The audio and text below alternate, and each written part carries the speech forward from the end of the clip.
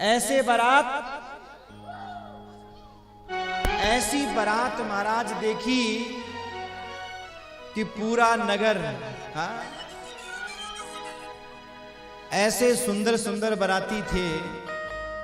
आप देख ही रहे हो कि कहीं नजर नहीं लग जाए। हाँ? ऐसी बारात महाराज जिसको कोई लेकर के नहीं जाए अपने साथ। रामावतार में जब भोले बाबा गए तो कुछ लोग कोने में खड़े खड़े रो रहे थे। भोले बाबा ने पूछा, रे भाई तुम कौन हो? बोले हम अपशकुन हैं। रो क्यों रहे हो? बोले रामावतार में आए थे बारात देखने। महाराज मंत्र से अभिमंत्रित जल छोड़ा, इधर कोने में आके गिर गए। कोई लेके नहीं जाता बारात में। भोले बाबा ने कहा, तुमको कौन लेके जाएगा बारात में? अब शकुन कौन लेके जाना चाहता है? लोग शगुन बना के जाते हैं बारात में। क्यों? बोले ऐसा कभी नहीं हो सकता कि तुम जाओ और उत्पात नहीं हो, इसलिए कौन तुम्हें लेकर के जाएगा? तो महाराज अब शकुन बोले, तो इसका मतलब हम कभी बारात में जाएंगे ही नहीं। बोले क्यों नहीं जाओगे? जो जिसको कोई नहीं लेकर के जाता उसको हम लेकर के जाएंगे। तुम हमारी बारात में जाना। जिसको कोई लेकर के नहीं जाए उसको महाराज हम लेकर के जाएंगे, जिसको कोई लेकर के नहीं जाएगा।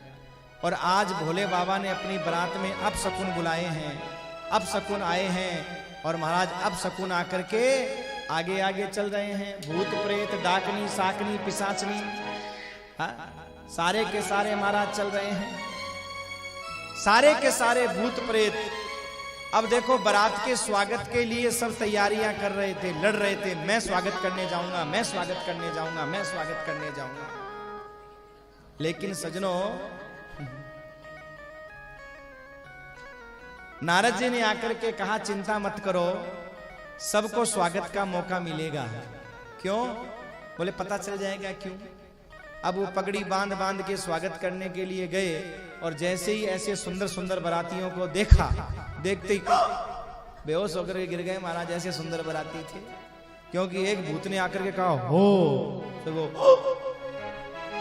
कुछ ने हिम्मत भी रखी।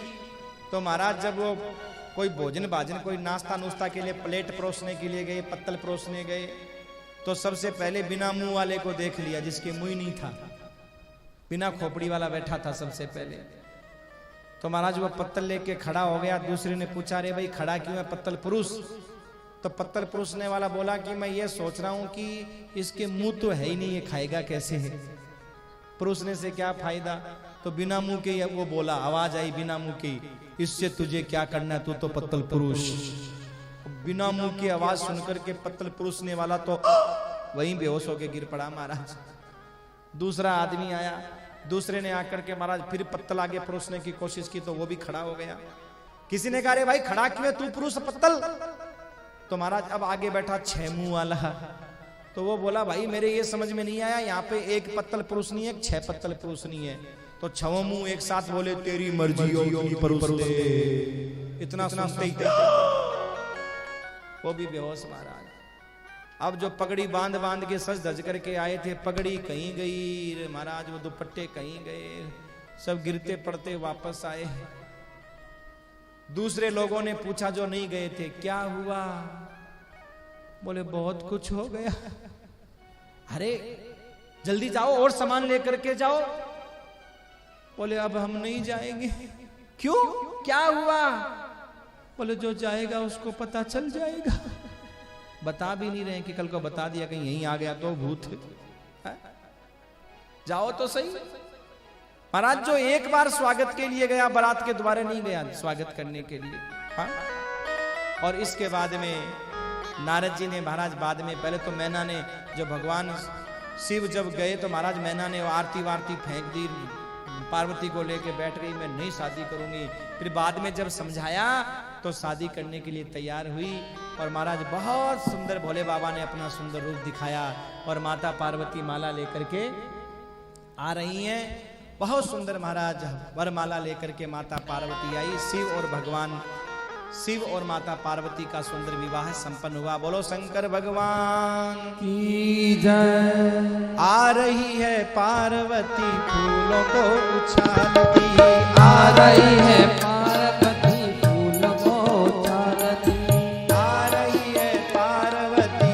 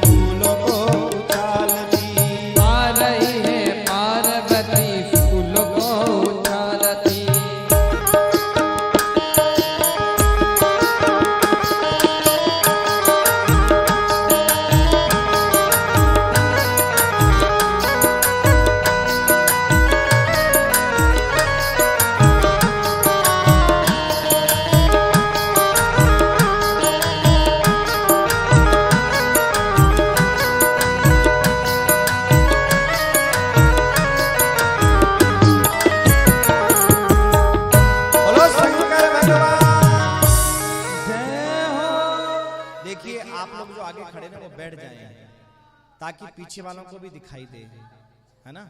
पीछे और लोग भी हैं जो भगवान वरमाला पहनाएंगे तो दर्शन करना चाहते हैं, वह वरमाला का दर्शन कर लें। उसके बाद में महाराज आगे की कथा सुनेंगे। हाँ। बहुत सुंदर महाराज वरमाला का कार्यक्रम हुआ। वरमाला भगवान ने पहनाई। हाँ, जब भगवान वरमाला पहनाए तो आप ताली बजा करके स्वागत करेंगे। बोलो शंकर भगवान की जय। सुंदर वरमाला का कार्यक्रम।